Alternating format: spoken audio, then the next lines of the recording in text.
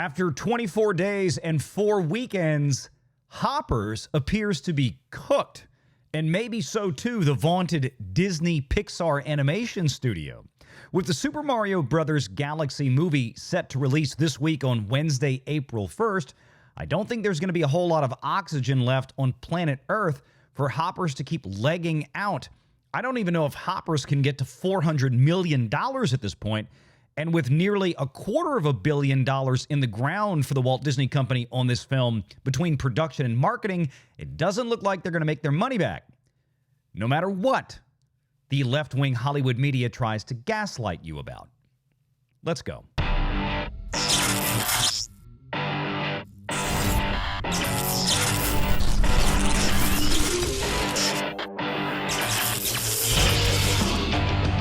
Renegade Online. Well, folks, welcome back. Another great day here at Valiant Renegade. It's good to see all of you out there once again. And if you are like one of the many watching this video, not yet subscribed, turn that little red subscribe button to gray. Hit that like button, hit that notification bell, share this sucker out on the social medias, and of course, please do leave a comment before you head out the door today. Make sure to join us every Sunday afternoon right here at 6 p.m. Eastern for the live show. Now, we covered this in a video this weekend on Sunday talking about the great success of Project Hail Mary from a company who has a very different business model than somebody like the Walt Disney Company does with Hoppers. Amazon is a streamer first, and yes, they have committed to producing roughly a dozen films a year that will be destined for a theatrical release window, an exclusive theatrical release window before they make it to Amazon Prime. They are still a streaming company first. So we have been adjusting what we say and how we discuss this, how we analyze these business practices, because again, from one company to the next, this is 2026, not 2016. Not every Hollywood studio has the same type of business model anymore, and we have to be fair in how we grade these things. But that said, Project Hail Mary, after 10 days, is now over $300 million in global box office. And yet Hoppers, after 24 days from the Walt Disney Company, as you can see here, nears $300 million. One of these things isn't like the other. Let's do a bit of a point-by-point breakdown on Hopper's performance here. Now, we've talked about the holds weekend over weekend, which are admirable. They're all in the 30% range, which is very good for a film. The problem with Hoppers, of course, is number one, its relatively enormous budget for an animated feature.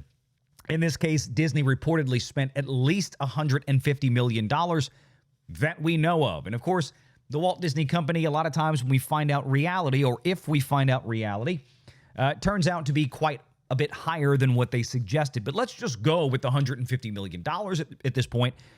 $45 million was the opening. Now, if you have something like Project Hail Mary here, which opened at $80 million, over $80 million, not $45 million like Hoppers, with a relatively similar budget, coming in at about $195 million after film tax credits, a net production expense of $195 million for Amazon versus $150+ million for an animated feature from Disney Pixar.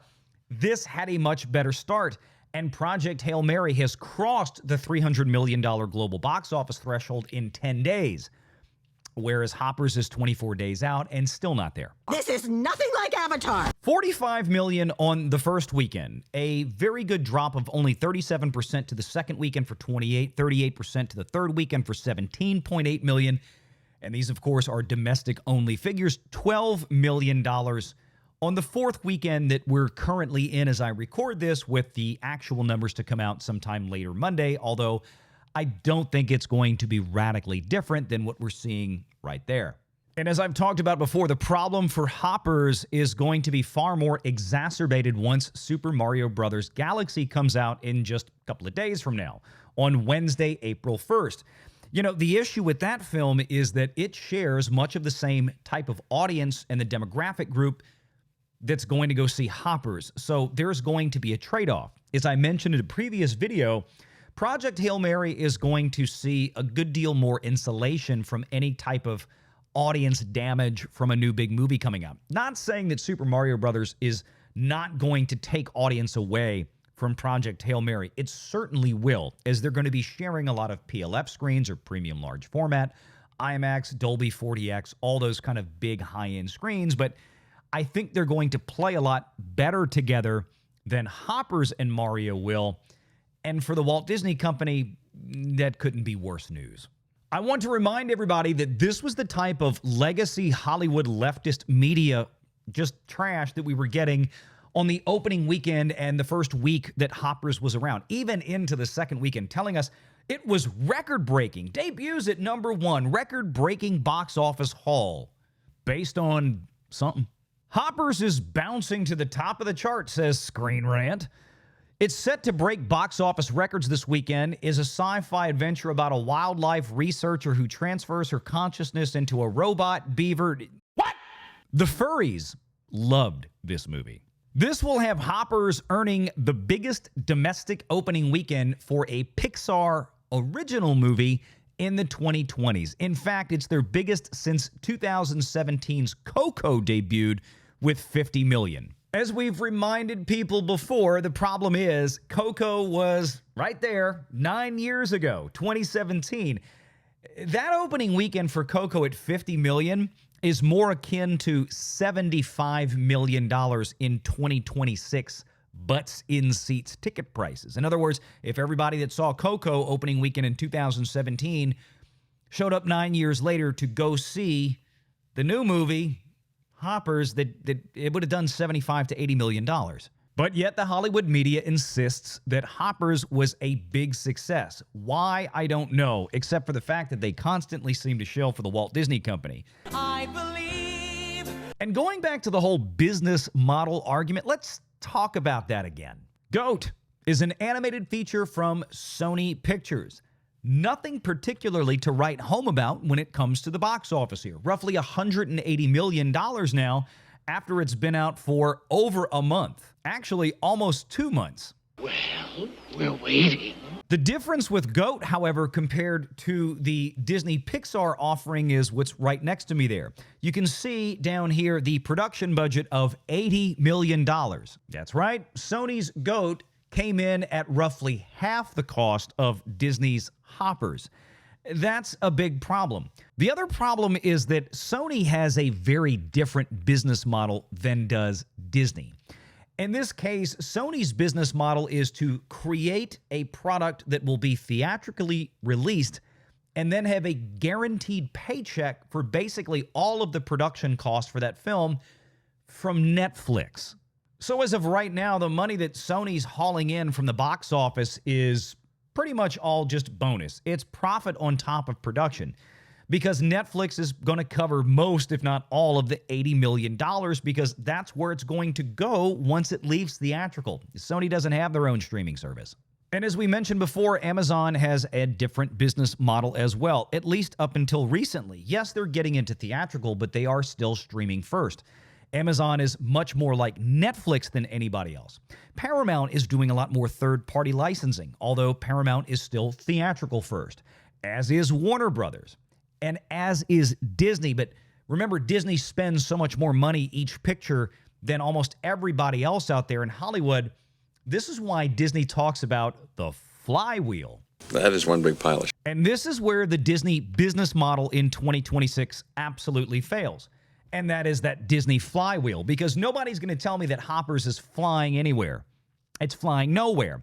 Apart from probably losing at least $50 million at the box office, Disney typically relies on certain things, like merchandising. Spaceballs the t-shirt, Spaceballs the coloring book, Spaceballs the lunchbox. Has anybody seen any big sales for Hoppers merchandise? Has anybody seen any Hoppers merchandise really anywhere? Target, Walmart, or any toy store, Amazon, really anything that's moving? No, I sure haven't.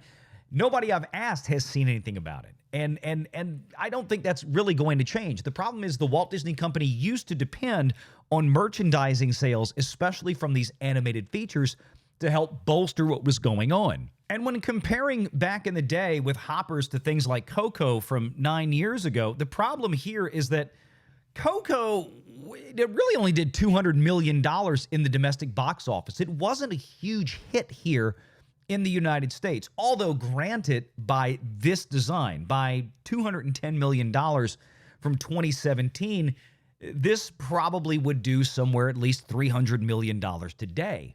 But even back in 2017, Pixar was still dropping $175 million making this film, which is unfathomable. Which is also why I find it a little bit harder to believe that 9 years later, Disney is putting out something like Hoppers for only $150 million, allegedly. The problem with the Disney business model, the Flywheel, is that it's based in some rather obscure corners of generally accepted accounting principles and very, very derivative mathematics. There is a technical term for what the value of the Disney Flywheel is in terms of Hoppers.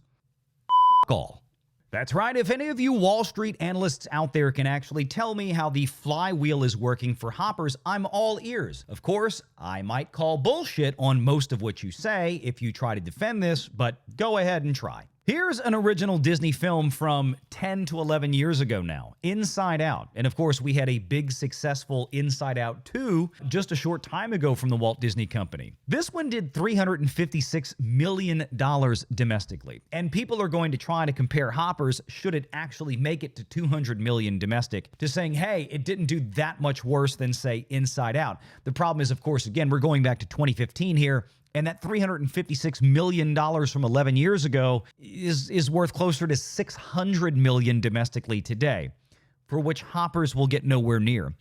Hoppers might not even get to $400 million across the entire planet of Earth by the time it's finished running. So good luck. After 24 days and 4 weekends, the movie that all of Hollywood press told us was the greatest thing since Coco and everything else pre-COVID for Disney Pixar is still sitting here just limping along. Sure, the holds weekend to weekend have been very admirable from a percentage standpoint, but considering the movie's enormous production budget, again, twice as much as most other animated features that come out, original animated features that come out from other studios, it's really not that great. You only started at $45 million. You couldn't have got much worse than this in 2026 compared to 10 years ago for what Pixar was doing. And now with Super Mario Bros. Galaxy coming out on April 1st, I don't think there's going to be much of anything left in the tank for Hoppers. It's just simply not how it works.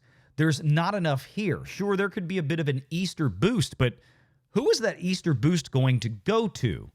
Is it really going to go to Hoppers versus Mario and Luigi and Princess Peach and Rosalina and now Glenn Powell playing Star Fox? Ladies and gentlemen, this is your savior speaking. Let's face it, Disney's flywheel for these type of things is broken. Disney's business model was to put something in the theater, at least break even in the theater, then have an extensive home video library boutique of sales, which those are not happening anymore because parents aren't even buying much of Disney products on PVOD because they're landing on Disney Plus shortly after, and the kids want them, and they just let them wait because there's plenty of other cannon fodder on Disney Plus for them to enjoy now, which, by the way, is really not doing that well in the streaming wars, and it hasn't for many years. Is Hoppers going to feed into the flywheel portion of the theme parks in places like Orlando at Walt Disney World or Disneyland in Anaheim, California, or, frankly, any of the other Disney parks around the world? No, it's not. Just like Ilio was not going to. Just like Lightyear was not going to. Just like fill in the blanks of all these other failed Pixar films from the last several years. The flywheel's not being fed, but it's a cute word that we love to keep saying because it makes Disney sound like it's still doing something when it absolutely isn't. Make sure you're subscribed to Valiant Renegade and join us every Sunday at 6 p.m. Eastern for the live show.